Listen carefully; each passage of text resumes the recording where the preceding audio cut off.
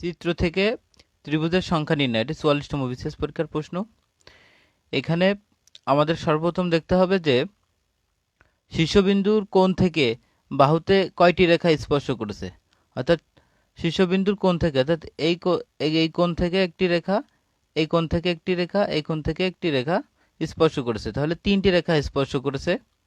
তাহলে 3টি রেখা যেহেতু স্পর্শ করেছে, সেহেতু আমরা এভাবে এটা বের করতে পারি যে ত্রিভুজের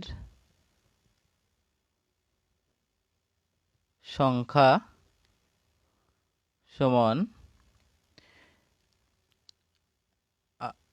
এখানে আমাদের একটা জিনিস খেয়াল রাখতে হবে যে প্রতিটা রেখার সাথে 2টা করে ত্রিভুজ থাকে। তার জন্য 2 গুণ, আর 2টা ত্রিভুজের উপরে কয়টি রেখা মিলিত হয়েছে? 3টি রেখা। তাহলে 2 গুণ, এখানে হচ্ছে 8 হচ্ছে, এটা ক্যালকুলেশন করলে হচ্ছে 16। এটা হচ্ছে অ্যান্সার। এখানে 16টি ত্রিভুজ আছে।